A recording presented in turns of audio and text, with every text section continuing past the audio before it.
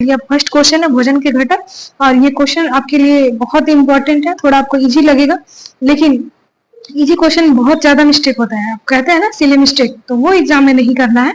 चलिए हम इसकी शुरुआत करते हैं। भोजन के घटक कौन कौन से हैं? तो प्रोटीन है, विटामिन है, कार्बोहाइड्रेट है।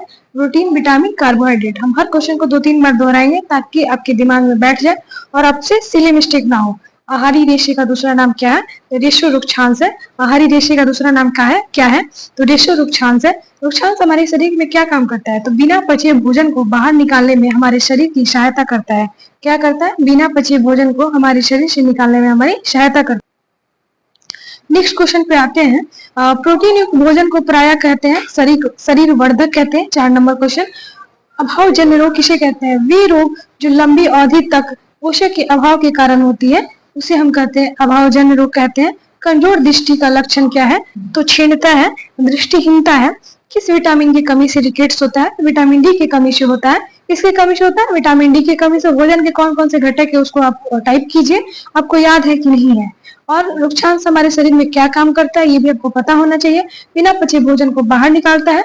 और आहारी रेशे का दूसरा नाम रेशो रुक्षांश है, उसी को कहते हैं जो बिना पचे भोजन को हमारे शरीर से बाहर निकालता है। निम्नलिखित में किस पोषक तत्व को ऊर्जा देने वाला भोजन कहा जाता है? तो वसा को कहा जाता है, कार्बोहाइड्रेट को कहा जाता है। भोजन के आवश्यक घटक को क्या कहते हैं? तो पोषक कहते हैं। 10 नंबर क्वेश्चन पे आते हैं। कौन सा विटामिन हमारे शरीर को हड्डियों और दांतों के लिए मजबूती प्रदान करता है, कैल्शियम देता है, कैल्शियम प्रदान करता है? तो ये विटामिन डी है। स्कर्वी रोग किस विटामिन की कमी से होता है? विटामिन सी की कमी से होता है। निम्नलिखित में से किस बॉडी बिल्डिंग फूड कहा जाता है? निम्नलिखित में से किसे बॉडी बिल्डिंग फूड कहा जाता है? तो प्रोटीन को कहा जाता है। जल में घुलनशील विटामिन है, विटामिन सी है। और एक बात और आपको हम बताना चाहते हैं, एक ऐसा ऐप है और कुछ ऐसे टेलीग्राम चैनल है और कुछ ऐसे साइट है जहाँ से आपको बहुत हेल्प मिलेगा आपको तैयारी में। वो काफी हेल्पफुल रहेगा आपके लिए। मैं एक वीडियो लाऊंगी, उसमें सब कुछ आपको बताऊंगी। मेरा बस उद्देश्य इतना ही है कि हर कुछ आपको पता चले, तैयारी कैसे करना है, कहाँ से पढ़ना है, ताकि आपका समय बचे, आपका भटकाव नहीं हो। चलिए अब नेक्स्ट क्वेश्चन पे आते हैं। जल में घुलनशील विटामिन कौन कौन से? बी है। और दूसरा कौन है उसको टाइप कीजिए आप कमेंट बॉक्स में। वसा में घुलनशील विटामिन ए है, इसको भी आप टाइप कीजिए। बाकी कौन कौन से हैं देखिए। किस विटामिन की कमी से बेरी रोग नामक रोग होता है? तो विटामिन बी से होता है। निम्नलिखित में कौन सा पोषक तत्व दूध में नहीं पाया जाता है? विटामिन सी नहीं पाया जाता है। कार्बोहाइड्रेट किसमें मिलते हैं? चावल में मिलते हैं। प्रत्येक व्यंजन या एक से अधिक प्रकार की कच्ची सामग्री से बना होता है, पर जो हमें पादप या जंतुओं से मिलते हैं, अनाज जैसे चावल और गेहूं, हमें कौन सा पोषक तत्व प्राप्त करते हैं? सिंपल सी बात है, क्वेश्चन पूछ रहा है अनाज और चावल जो है, गेहूं है, उससे हमें क्या प्राप्त होता है? तो कार्बोहाइड्रेट प्राप्त होता है। क्या प्राप्त होता है? तो कार्बोहाइड्रेट प्राप्त होता है। दूसरी बात, एक परीक्षण में खाद्य सामग्री में तनु आयोडीन विलयन की 2 से 3 बूंदे डालते हैं। क्या है क्वेश्चन? एक परीक्षण में खाद्य सामग्री में तनु आयोडीन विलयन 2 से 3 बूंदे डालते हैं, इसका रंग परिवर्तित होकर काला या नीला हो जाता है। तो ये किसकी उपस्थिति के कारण होता है? मंड होता है। ये क्वेश्चन बहुत इंपॉर्टेंट है, एनसीईआरटी का है और आपसे बहुत सारे एग्जाम में पूछा भी है। अब हम नेक्स्ट 20 नंबर क्वेश्चन पे आते हैं।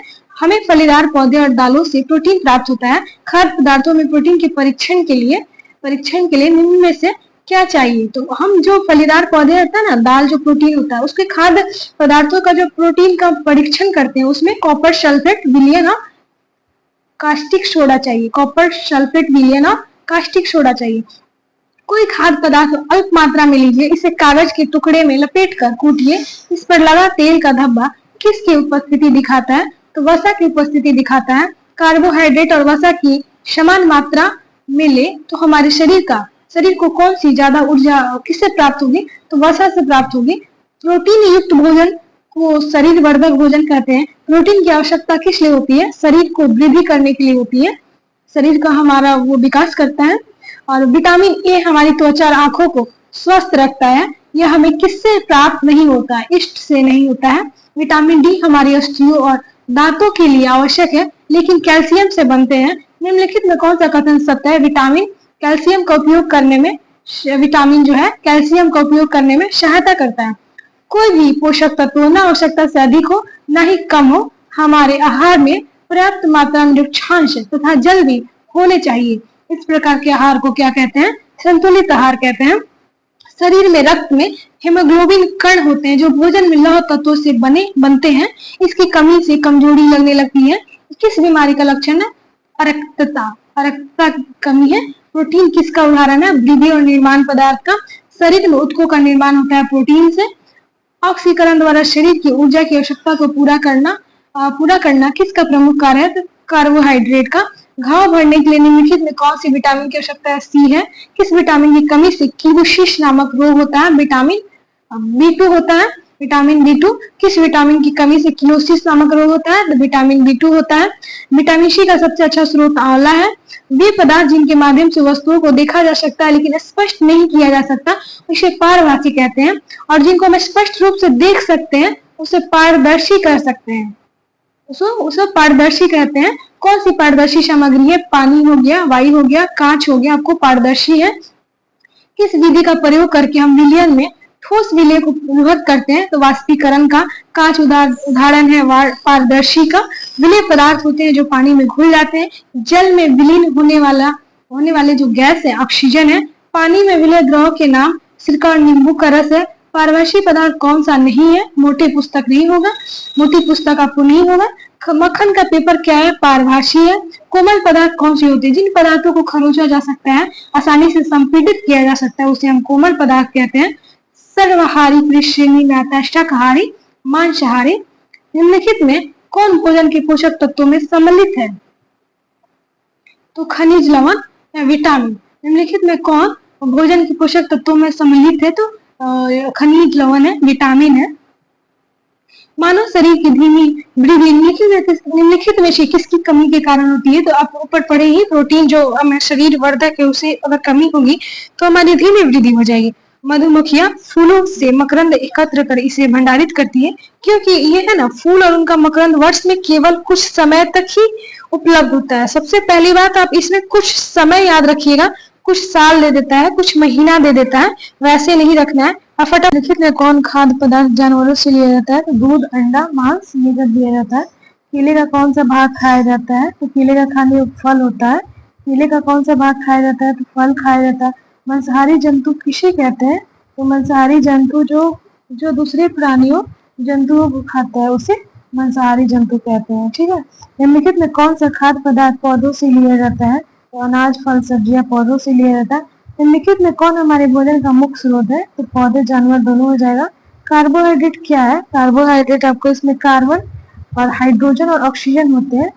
ठीक है। अब चावल हमें क्या मिलता है? चावल से हमें क्या मिलेगा? कार्बोहाइड्रेट और प्रोटीन मिलेगा। कद्दू का कौन सा भाग खाया जाता है?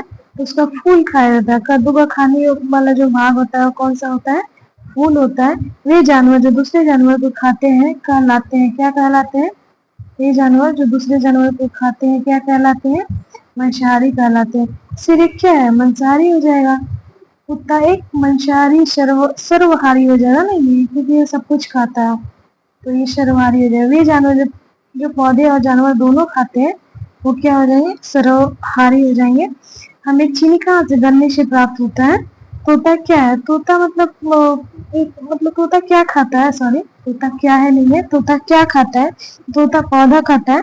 मधुमक्खियां पौधे के किस भाग से शहद प्राप्त करती है? तो किस भाग से करती है? पुष्प से करती है। मधुमक्खियां पौधे के किस भाग से शहद प्राप्त करती है? पुष्प से करती है। मधुमक्खियां पौधे के किस भाग से शहद प्राप्त करती है? तो पुष्प से करती है। तो कौन सी सब्जी है? पालक, गोभी, गाजर, ये सब तीनों सब्जी है। दूध कहाँ से मिलता है? तो जंतुओं से मिलता है। दूध कहाँ से मिलता है? जंतुओं से मिलता है। मनुष्य क्या है? मनुष्य सर्वभक्षी प्राणी है। मनुष्य क्या है? सर्वभक्षी प्राणी है। कौन सा खाद्य पदार्थ नाश्ते में खाया जाता है? कौन सा खाद्य पदार्थ नाश्ते में खाया जाता है? दलिया।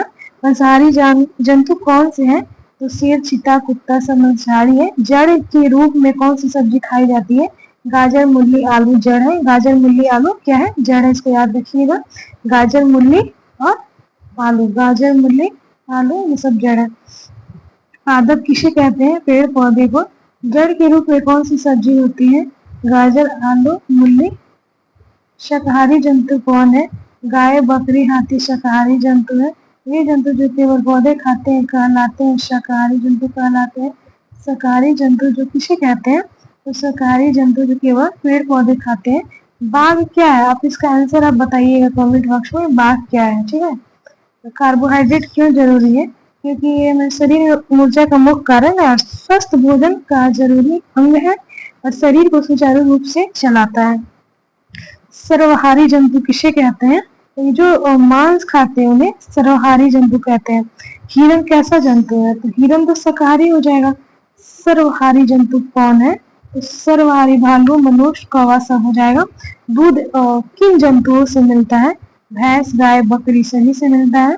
शाकाहारी जंतु किसे कहते हैं, जो केवल पेड़ पौधे खाते हैं।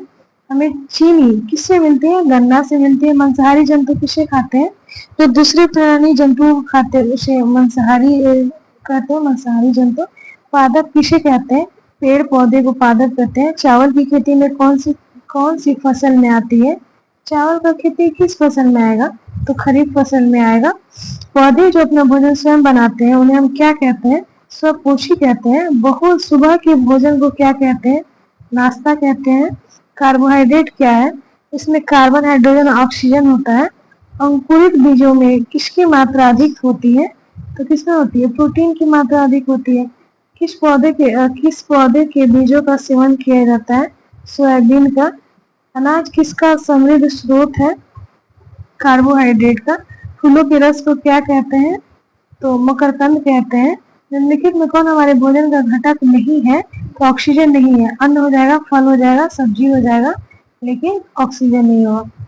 ठीक है, ये समाप्त होता है आपको, फिर हम मिलेंगे आपसे नेक्स्ट वीडियो में। और आप कहिएगा तो हम साइंस का तो चल ही रहा है, पॉलिटी, ज्योग्राफी, इकोनॉमिक्स सारे सब्जेक्ट का मैं ऐसे करवा दूंगी नोट्स और प्लस एमसीक्यू भी, ताकि आपको दिक्कत ना हो। Thank you so much.